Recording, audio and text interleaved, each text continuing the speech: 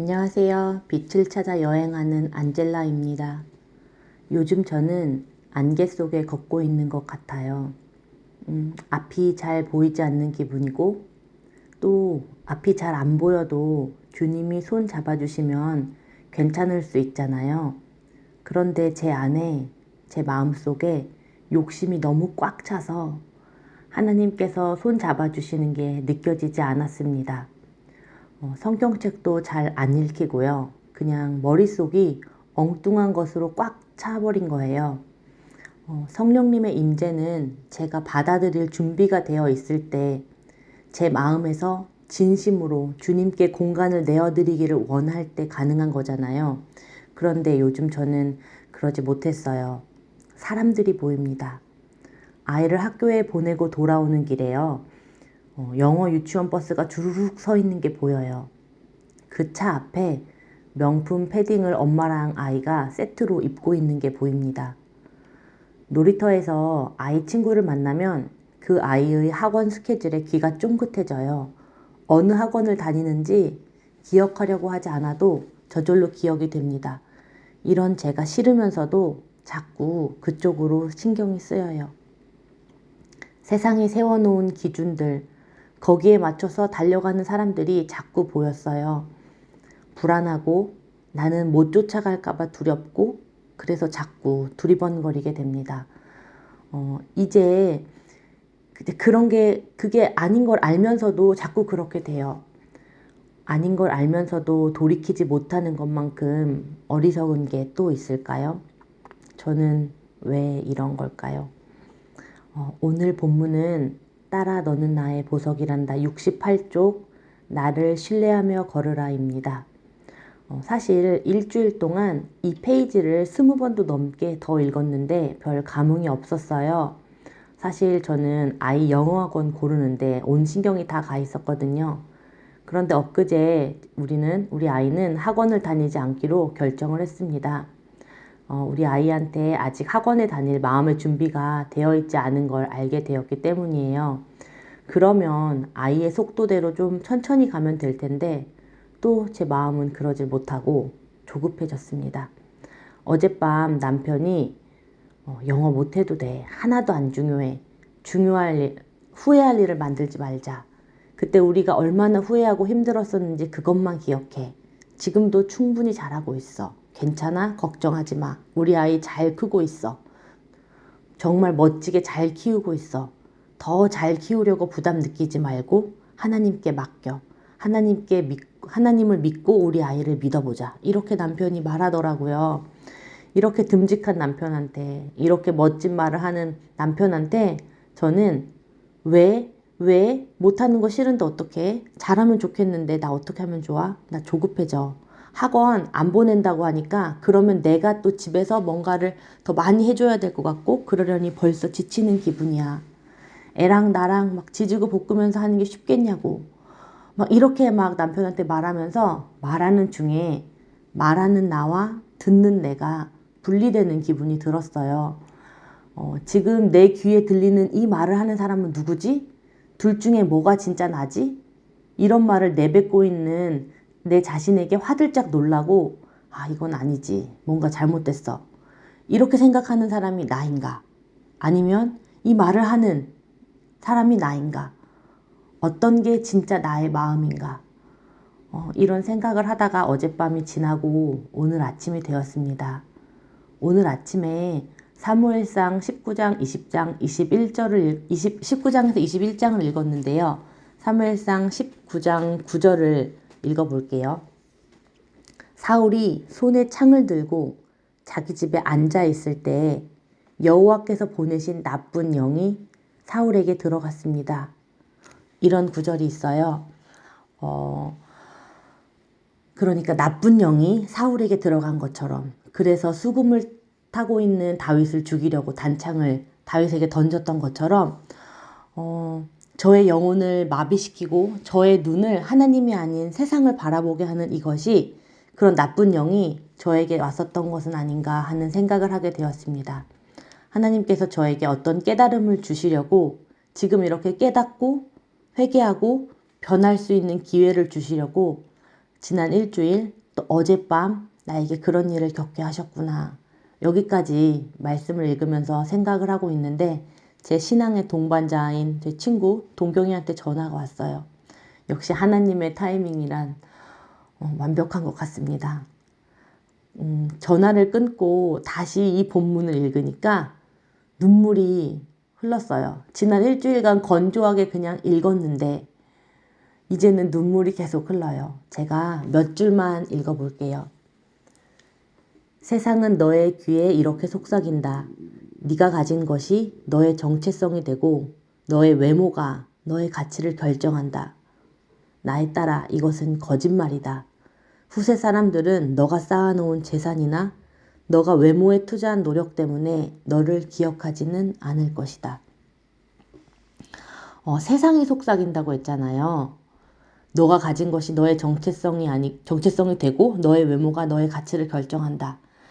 이 말은 이 책에서는 세상이 속삭인다고 했는데 저는 이걸 엄마인 제가 제 아이에게 한 거예요. 아들아, 너가 가진 것이 너의 정체성이 된다. 이렇게요. 너가 영어를 잘하는 게 너의 가치를 결정한다. 아들아, 우리 조금만 더 해보자. 너 왜 이렇게밖에 못해? 너랑 나랑 영어에 쏟은 시간이 그 노력이 얼만큼인데 아직 이것도 몰라? 너 그동안 집중 안 했어? 이래가지고 되겠어? 다른 애들은 빡센 학원 막 다녀가면서 얼마나 열심히 하는지 몰라? 제가 그렇게 말했어요. 아이는 얼마나 혼란스러웠을까요? 그동안 계속 제가 아들아, 하나님이 너를 사랑하신다. 하나님께서는 너를 기뻐하시고 너의 그 존재 자체를 너무 기뻐하시고 너를 귀중히 여기시며 너의 삶을 완전히 책임지신다. 우리 삶의 목적은 하나님의 사랑 안에서 하나님을 높이며 하나님의 나라를 확장해가는 우리의 소명을 발견하고 키워가는 것이란다. 그동안 내내 아들한테 이렇게 말해왔는데 갑자기 영어 실력이 중요한데 학원도 못 가겠다고 하면 엄마랑 놀기만 할 거냐고 막 이렇게 제가 말을 했어요. 초등학교 2학년이 노는 게 당연한데 그게 무슨 큰 잘못이라고 언성을 높였을까요? 저는 어떻게 이렇게 손바닥 뒤집듯이 쉽게 흔들리고 바뀌는 걸까요? 가만히 생각해 보니 저는 아마도 그동안 말로는 하나님께서 다 채워주신다고 말하면서도 그 말을 믿으면서도 완전히 믿지는 못했던가 봐요. 아직도 제 마음속에 하나님의 방식대로 살면서도 세상의 기준에도 역시 성공해야 된다고 다리를 양쪽에 다 걸치고 있는지도 모르겠습니다. 나는 하나님 안에 있어 라고 주문을 걸듯 스스로에게 말하고 하나님께서 다 해주실 거야 이렇게 생각하지만 실제로는 아무것도 하나님께 맡기지 못한 것 같아요. 우리 아이의 영어 공부도 우리 집의 재정 문제도 다 막 제가 어떻게 해보려고 방법을 찾으려고 자꾸 발버둥을 쳐요. 저는 왜 이런 걸까요? 그렇다고 제가 하나님을 안 믿는 건 아니거든요. 하나님을 믿어요. 나의 창조주이자 유일한 구세주시고 하나님 아버지께서 나의 아버지임을 믿습니다. 그런데 저는 이 믿는다는 제 마음과는 달리 제 삶 속에서 왜 이렇게 하나님의 능력을 축소시키는 걸까요? 위대하시고 광대하시고 크고 넓고 깊으신 아버지의 사랑과 능력을 완전히 신뢰하지 못했던 것 같습니다. 오늘 하나님께 우리에게, 저에게 믿음을 더하여 달라고 기도드립니다. 이렇게 한 번씩 제 날것의 마음, 비겁하고 욕심이 가득하고 세상에 지고 싶지 않고 하는 이 마음이 하나님의 능력으로서가 아니라 세상 것 역시 내가 다 갖추길 원하고 돈도 능력도 나도 우리 아이도 다 겸비해야 잘 살 수 있을 것 같은 이 뿌리 깊이 박힌 세상의 가치관에 저는 아직도 너무나 묶여 있는 것 같아요. 하나님 아버지께서는 우리 아이의 실력, 영어 실력으로 우리 아이를 절대로 평가하지 않으실 텐데 하나님께서는 제가 돈을 얼만큼 가졌냐를 보고 저를 기억하지 않으실 텐데 그걸 알면서도 이렇게 넘어집니다. 엄마라는 사람은, 그러니까 하나님의 귀한 자녀를, 이 아이를 우리 부부에게 맡기셔서 어른이 될 때까지 잘 양육하게 하신 거잖아요. 그렇기 때문에 저희에게 엄마 아빠라는, 부모라는 역할을 주신 건데, 어제 저는 엄마라는 사람이 세상이 우리 아이에게 너의 가치는 너의 성적과 너의 실력에 달려있어, 이렇게 속삭일 때마다, 아니야 아들아, 세상은 너를 흔들고 있지만 넌 흔들리지 마라. 모든 필요는 아버지께서 채우시고, 너라는 존재는 너가 엄마 뱃속에 있을 때부터, 그 전부터 이미 너를 택하시고 사랑하신 하나님 아버지의 귀한 자녀야. 너는 이미 귀하고 축복받았단다.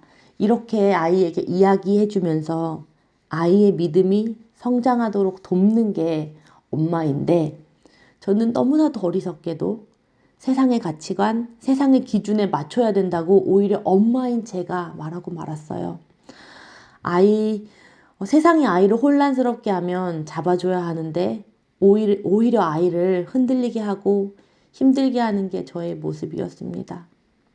저는 제 아이에게 또 잘못을 반복했습니다. 몇 년 전 일이 떠오르네요. 그렇게 반성하고 함께 힘든 시간을 보내며 상처를 봉합하는데 긴 시간이 걸렸는데도 또 똑같은 곳에서 넘어집니다.